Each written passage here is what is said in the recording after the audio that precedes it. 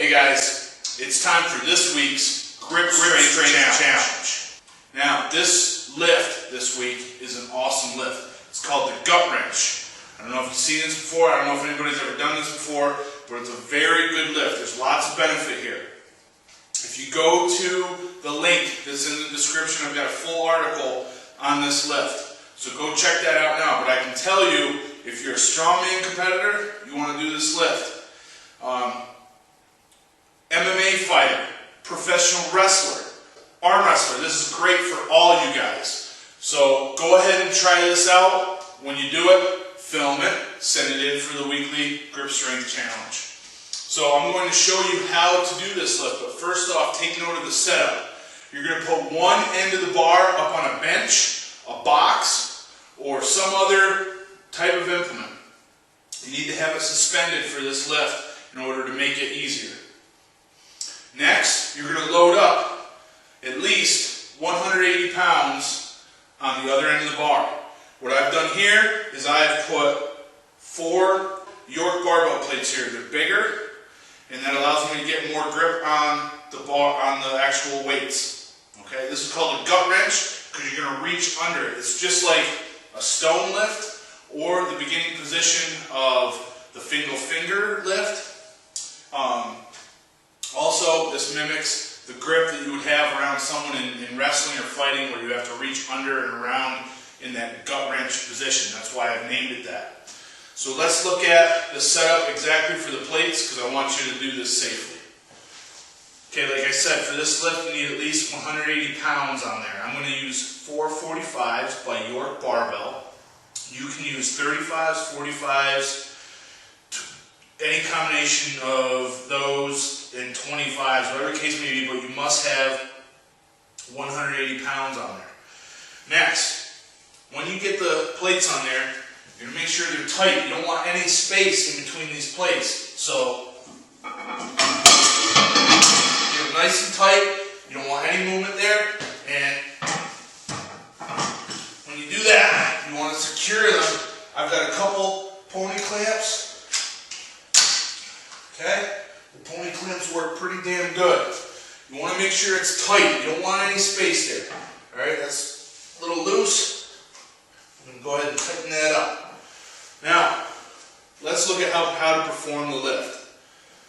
Now, this movement is great for training wrist flexion in a static position, building up the forearms in the gooseneck position. The fingers are in a static position. You work your thumb in an abduction movement pattern in static position. And like I said, this mimics the movements of several strongman lifts, including Atlas stone lifts, the Fingal fingers, and it's great for arm wrestlers and even pro wrestlers, which are guys that we need to take care of as well. So what you're going to do is, once you've loaded the plates, you're going to take a grip around the plates. Now, you're not going to be able to get your hands all the way under the plates. That's fine. That's part of the challenge, because you can't get your hands all the way under the Fingal fingers apparatus or the Atlas stone. So there's no problem there. So what you want to do, now you can perform this lift if you're going to do it for training. You can do rows with it, but for the Grip Strength Challenge, what we're going to do this week is just hold it. And this may not look like a lift that is going to stress the grip, but it is. You're going to feel that your forearms are going to be lit up, and it's going to be really tough. So this is how it's done. Pick the implement up. It doesn't have to be at parallel. It just has to be off the ground. I'm going to sit there with my stopwatch. Once it breaks the ground, bam, I'm going to hit the stopwatch. Once it hits the ground again, bam, I'm going to hit the stopwatch. Now, the only contact that is allowed with the apparatus is your hands and your forearms. Don't pull it up to your chest or your stomach. Don't let it sit against your legs, feet, shins, anything like that. Okay? So it's going to be an upper body lift, but we're going to integrate the grip, and the hand strength and the forearm strength is going to be the limiting factor. So here we go. This is how the lift is performed.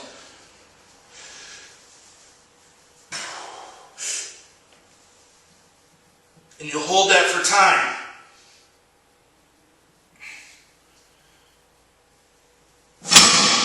Now you'll also feel this in the glutes, the hamstrings, and the lower back. So don't just run down to the gym and load this up. I don't want anybody getting hurt from this lift. It's a very beneficial lift. It's going to work a large portion of your body. Make sure you're warmed up. Do a part of your workout, then set this up when you're warm and hit this hard. Again, for the scoring, once the implement leaves the floor, my stopwatch starts. Once it hits the floor, I hit the stopwatch again and I record the time. Don't just film at one time. Sometimes you've got to do things multiple times in order to get in the groove. So don't be afraid to try this multiple times. I know a lot of guys are shortcutting themselves on their performance because they're only doing these feats one time. So make sure to try it a few times. This is an awesome lift. It works your back, your traps, your rhomboids. I mean, it's great. So try this out. I look forward to your video submissions. Now, check out dieselcrew.com because there's requirements there for the title of the video, description of the video, and the tags. A lot of people aren't doing that, so make sure to put those in there. You don't have to say your name and all that stuff anymore. It just makes the video really long. So just get the feet on tape and then follow the instructions for the title, description, and tags, and I'm happy. I'm a happy camper. All right? So good luck in the grip strength challenge. Everything is due to me by Friday at 8 p.m. this week, 8 p.m. Eastern time. So make sure you get those in on time. That helps me out greatly.